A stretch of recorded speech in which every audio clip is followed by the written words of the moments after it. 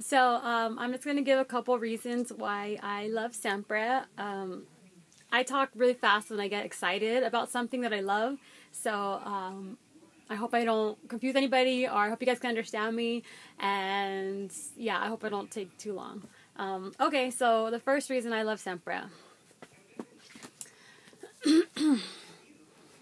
This girl right here. I'm in love with her. Okay, maybe not to that extent, but literally I love every single word she wrote in this book. Like, I would read anything she wrote. It could be anything, and I would want to read it because I fell in love with her writing. That is definitely, if not the top thing I love about Sempre. She has an amazing writing style. She pulls you in. She rips your heart out, but in the best way possible, where you want more, where she makes you want more. So, and then she has the happy moments, and she just gives you everything you need in the book. So yeah, she's definitely one of the reasons why I love Sempre. I had a chance to meet her in person, and that was amazing.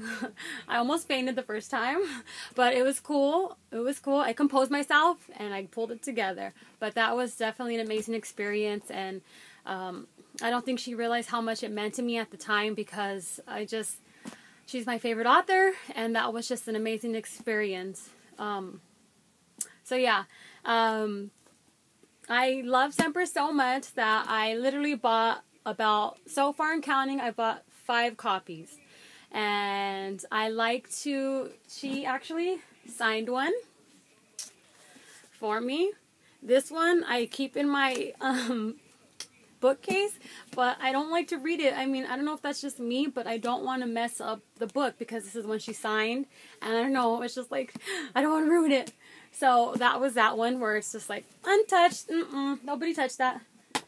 And then I have this one that my mom is currently reading, and she's about, let's see where her bookmark is.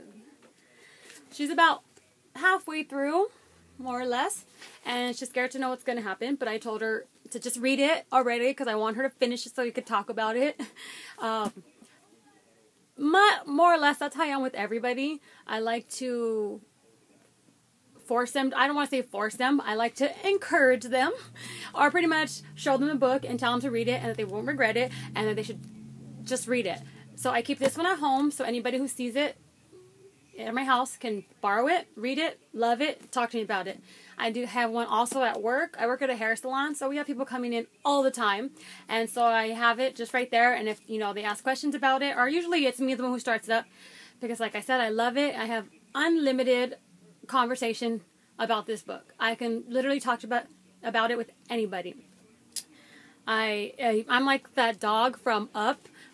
When he hears squirrel, he's like, squirrel. I'm like that with Sempre. Someone says Sempre, and I'm like, what? Or Carmine, what? That's how I am. My friends could attest for this. I totally embarrass myself, but I do not care. I lose all my manners, and I literally jump in people's conversations, or just talk to random strangers about it, because I love it that much. Also, I got this amazing pin from Jessica at Tent City, so now I can put it on my apron at work too, so people could see it and I could talk to them about it. Okay, but back to the core basics, why I love the story. Reason 1. This guy right here, Carmine. He's that unattainable bad boy that all the girls want, but he doesn't really want the girls that they want him, the way they want him.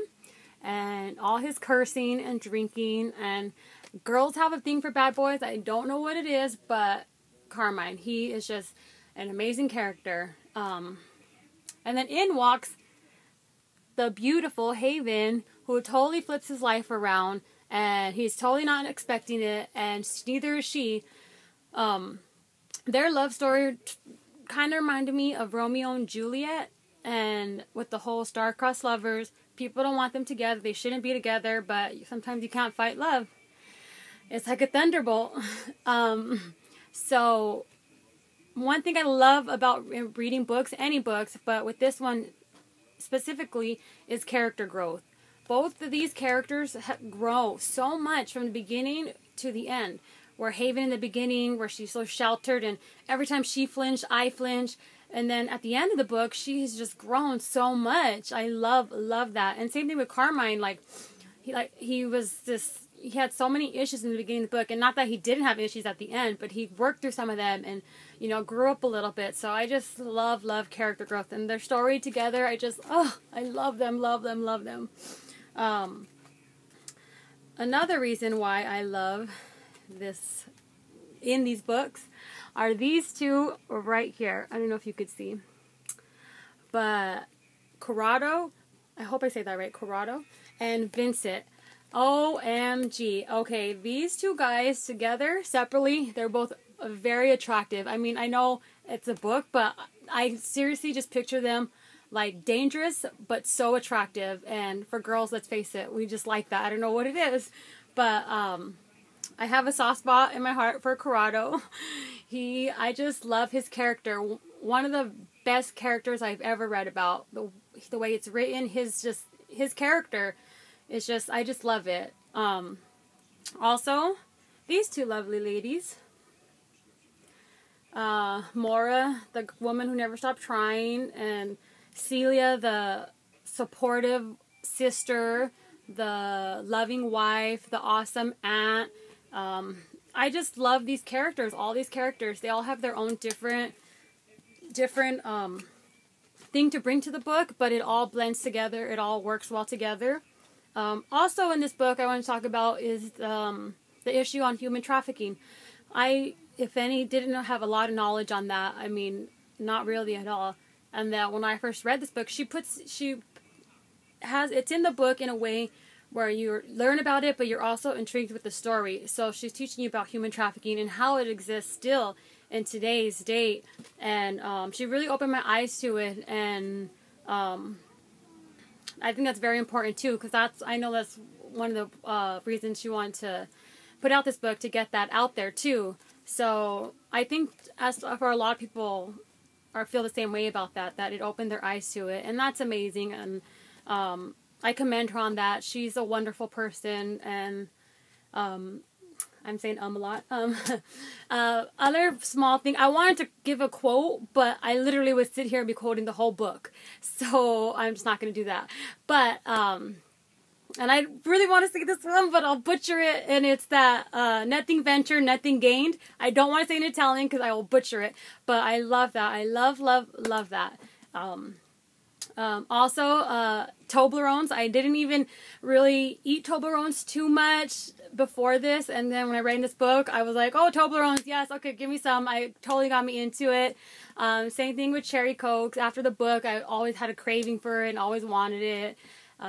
I can't even listen to 18th Floor Balcony without losing oh my god, I just lose it. I want to cry, like, you've seen a lyric or hearing the song, I just lose it. So those are some of the reasons that I love Sempre. I have a Tumblr blog dedicated to it. That's how much I love it. I just want to spread it to everybody. It's La Mia Bella Ragazza at tumblr.com. I also do on Twitter. I've done a couple of Sempre trivia nights, just because I don't want to let this story go. I don't want to not talk about it ever. So yeah, so those are some of the reasons why I love it. I'm sure this video is super long, but okay, yeah, bye.